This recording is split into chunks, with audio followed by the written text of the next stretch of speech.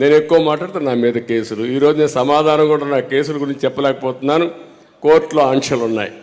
అంటే మీరు ఏ విధంగా అర్థం చేసుకోవాలనో, క్రిస్టియన్ ప్రాపర్టీస్ అన్నీ కూడా సిటీస్లో కానీ టౌన్స్లో కానీ చాలా వాల్యుబుల్ ప్రాపర్టీస్ని ఒకప్పుడు దాతలు దానం చేశారు. ఒక ఆలోచనకి, ఒక ఐడియాలజీకి వాళ్ళు ఆకర్షించబడి చారిటీ కోసం ఇస్తే అలాంటి ప్రాపర్టీస్ అన్నీ కూడా ఈరోజు దెబ్బతినే పరిస్థితికి వస్తూ ఉంది. మేము ఎన్నోసార్లు పోరాడాము ఈ విషయంలో. ఇది తప్పు, ఇది కరెక్ట్ కాదని చెప్పిన ఈ ప్రభుత్వం లెక్క పెట్టుకోకుండా గ్రాంట్ నీడ్ వినియోగ ఇష్ట ప్రకారం చేశారు. ఈ సందర్భంగా ఒక ఉదాహరణ చెప్తున్నాను. గుంటూరు రంగానే శంకర్ విలాస్ మీకు గుర్తుంటుంది, ఉందా? మీకు గుర్తుందా?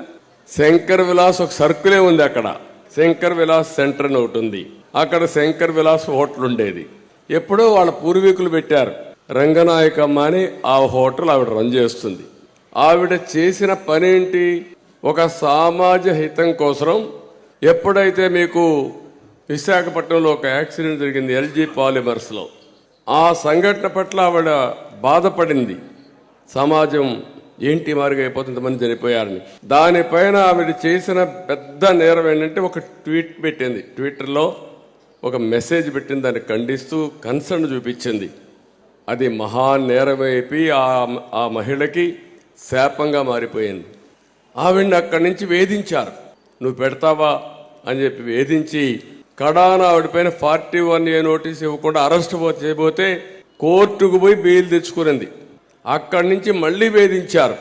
ఆవిడ్ని ఆ హోటల్లో ఏ విధంగానైనా సరే ముయించాలని ప్రయత్నం చేసి, తద్వారా మీరు చూస్తే ఎవరైతే ఆవిడ మీద వ్యతిరేకంగా ఉంటారో వాళ్ళందరినీ పురుకొల్పి లేని అప్పులు కూడా ఉన్నట్టు సృష్టించి వాళ్ళందరిని ఇంటికి పంపించి బెదిరించి కడాన హోటల్ ముయించేశారు.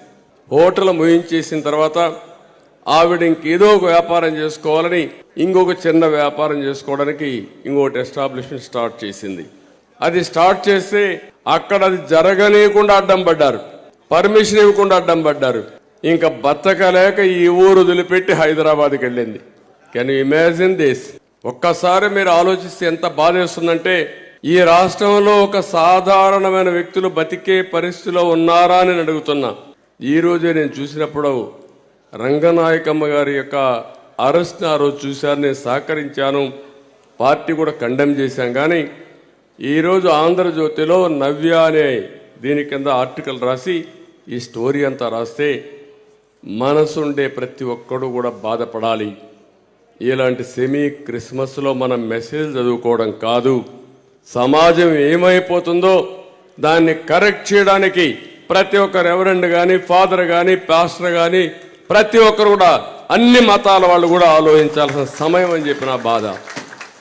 ఇంకొకటి కాదు, నేను శాశ్వతం కాదు, మీరు శాశ్వతం కాదు, సమాజం శాశ్వతం.